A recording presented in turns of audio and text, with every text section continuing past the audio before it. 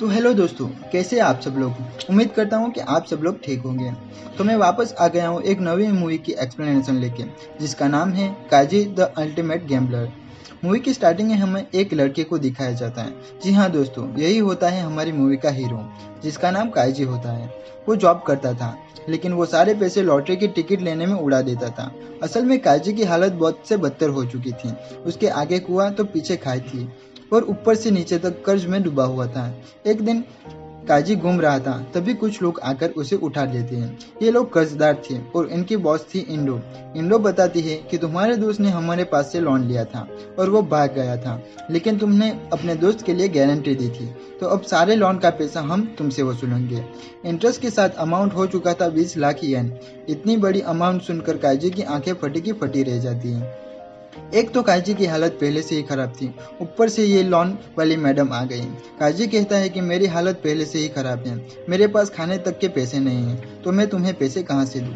लेकिन इंडो को पैसे से मतलब था, इसलिए वो काजी को गैम्बलिंग सिक के बारे में बताती है।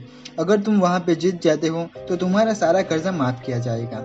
ये सुनकर काजी को लगता है चलो कुछ तो रास्ता मिला, और वो बिना कुछ सोचे समझे शाम को उस शिप पर चढ़ जाता है। यहाँ पे कुछ सूट वाले लोग एक कमरे में उसे ले जाते हैं, जहाँ पे पहले से ही बहुत सारे लोग मौजूद थे।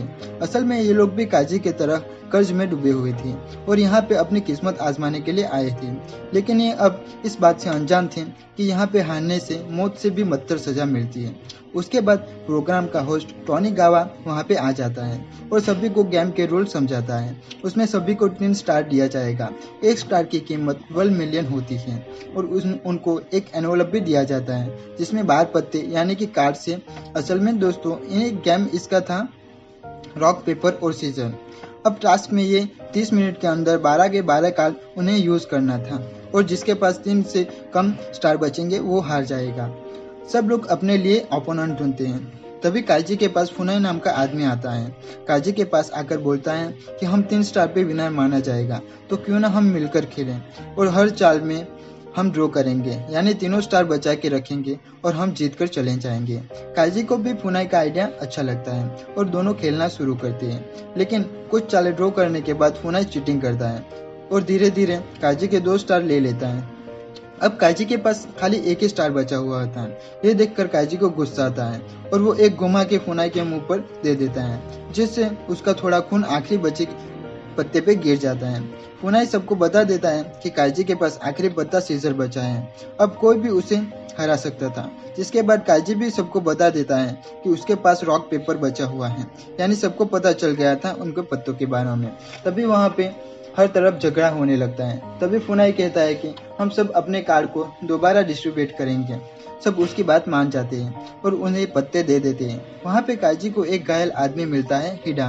काजी हिडा से कहता है अगर वो उसके साथ खेलेगा तो वो दोनों मिलकर जीत सकते हैं।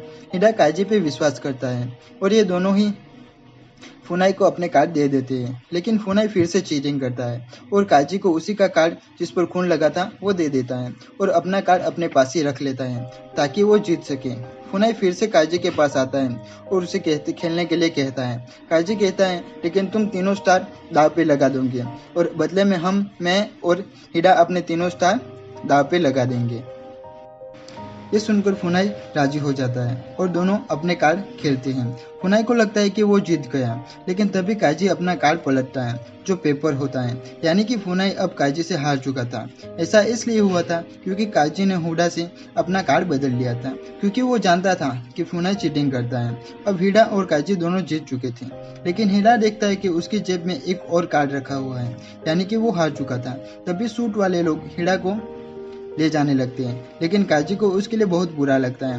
वो कहता है हम साथ खेले थे और साथ जीते थे, तो ये हार भी हम दोनों के बीच बंटवारा होगी। मतलब वो भी हिडा के साथ उसी अंधेरे में चला जाता है। यहाँ तो सबसे पहले उनको हाथों पे एक चीज पंच की जाती है, उसके बाद कंपनी की सील लगाई जाती है। फिर काजी और दूसरे आदमी को एक अंडरग्राउंड माइनिंग में ले जाया जाता है, जहाँ अब ये लोग मजदूरी करने वाले थे।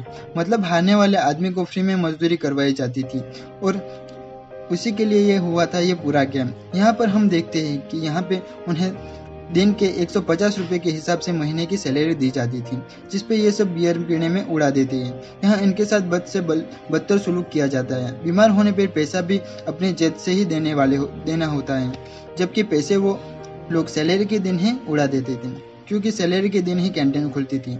ये सब शराब पीकर पैसे को खत्म कर देते थे। ये देखकर काजी समझ गया था कि लोग पैसा उड़ाए या बचाए, यहाँ से जिंदा जाना मुश्किल ही नहीं नामुमकिन होता है, क्योंकि उन्हें पास 14 साल के लिए रखा जाएगा। इसलिए उनके पास खाने पीने को ज़्यादा मजदूरी के अलावा जहरी गैस आने की वजह से उन्हें बीमार होना ही है।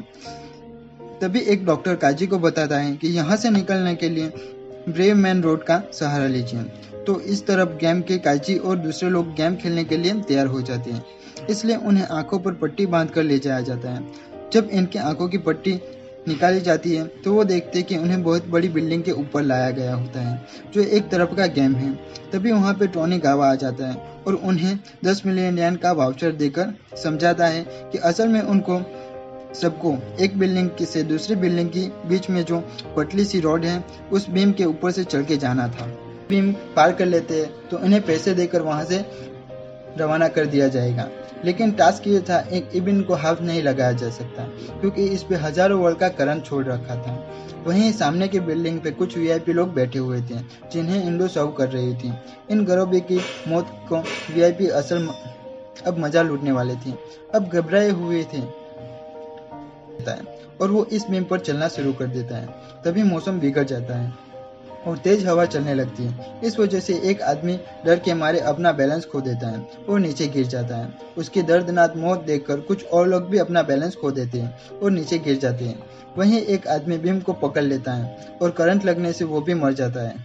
वहाँ दूसरी बिल्डिंग में बैठे वीआईपी इनकी मौत का मजा ले रहे थे। इस बीम पर सिर्फ अब हुडा, काजी और सहारा बचे हुए थे।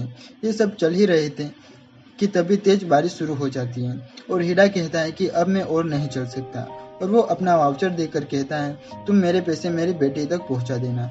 इतना बोलकर हिडा भी नीचे गिर जाता है। अब काची और सहारा बीम पार कर दूसरी तरफ पहुंच जाते हैं और खुशियां मनाने लगते हैं, लेकिन जैसे ही वो दरवाजा खोलते हैं तेज प्रेशर की वजह से सहारा नीचे गिरकर मर जाता है।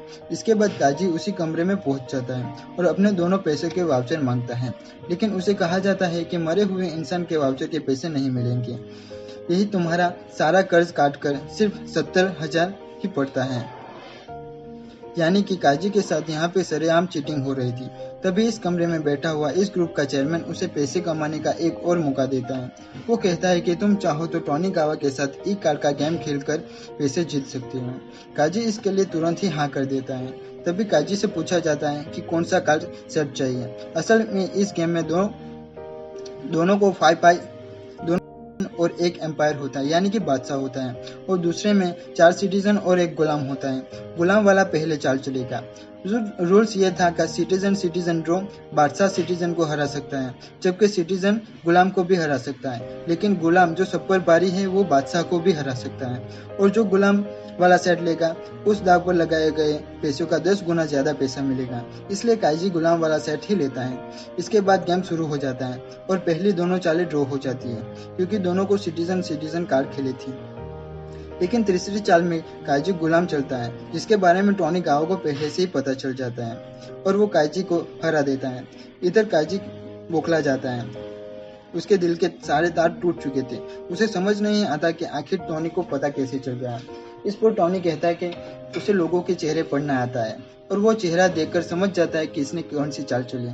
इससे पहले कि काजी वही अंडरग्राउंड माइन में चला जाए, चेयरमैन टोनी को ग्लास फेंक कर कहता है मजा नहीं आया। चेयरमैन तुरंत काजी को इंडो से 4 मिलियन लोन दिलवाता है और गेम फिर से शुरू हो जाता है, लेकिन काजी फिर से हार जाता है और फिर से सूट वाले लोग काजी को माइन में ले जाने लगते हैं। तो काजी सोचता है कि टोनी को आखिर पता कैसे चलता है। तब उसे समझ में आता है कि उसके कंधे पर एक चिप लगी हुई है और गेम के टाइम टोनी अपनी घड़ी में देख रहा था, यानी कि वो चिप उसकी घड़ी से कनेक्टेड थी। और फिर टोनी काजी की हार्ट रेट देखकर समझ जाता था कि रिस्क लेने पर वो हाई हो जाती है।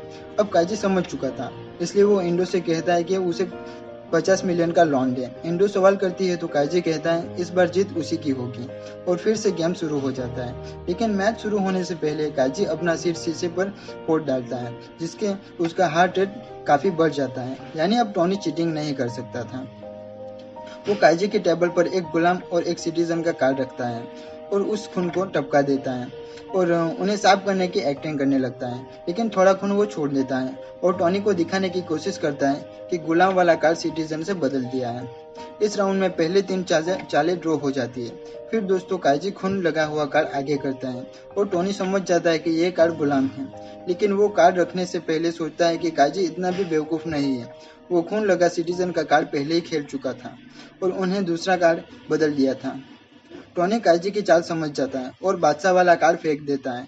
इसके चलते टोनी काजी का बहुत मजाक उड़ाता है और उसे लूजर कहता है, लेकिन काजी अपनी आंखें ऊपर उठा के और काजी के कार्ड पलटते ही धमाका हो जाता है। मतलब वो गुलाम वाला कार्ड ही था, जिस वजह से टोनी को मजदूरी करने के लिए जाना पड़ता है। असल में काजी ने कभी कार्ड बदला ही नहीं था। इसके काजी दाव पर लगाए हुए पैसे का 10 गुना ज्यादा $500 मिलियन लेकर इंडो के साथ वहां से निकल जाता है और दोनों पार्टी करने लगते हैं। यहाँ काजी इंडो को 300 मिलियन दे देता है, लेकिन जैसे ही काजी बियर पीता है वो बेहोश हो जाता है, क्योंकि इंडो ने काजी के ड्रिंक में बेहोशी की दवा मिलाई थी। जब काजी को होश आता है तब वो उसी की जेब में एक चिट्ठी देखता है, जिसमें लिखा था तुमने जो मुझसे कर्ज लिया था उसका हर 10 मिनट में 30% था। इसके हिसाब से अब सिर्फ तुम्हारा 28 लाख ही निकलता है जो उसके लिए छोड़ दिया था। फिर सीन शिफ्ट करके हिडा की बेटी को दिखाया जाता है, जो एक गैम्बलिंग बार में काम करती थी। उसके पास एक पार्सल आता है जिसमें कुछ पैसे, यानी कि काजी ने हिडा को किए हुए वादे के अनुसार उसकी बेटी तक पैसे पहुंचा दिए थे, लेकिन अब उसके पास कुछ भी नहीं बचा था। पर एक बात सही थी कि वो अभी सारे कर्जों से मुक्त हो चुका था। तो ये थी दोस्तों काजी की कहानी। अगर आपको वीडियो अच्छी लगी तो प्लीज़ वीडियो को लाइक कमेंट शेयर करिए और चैनल पर नए हो तो प्लीज़ चैनल को सब्सक्राइब करके बेल आइकन को प्रेस कर दीजिए ताकि मेरे आने वाली वीडियो की नोटिफिकेशन आपको मिलती रहे। जय हिंद, जय भारत।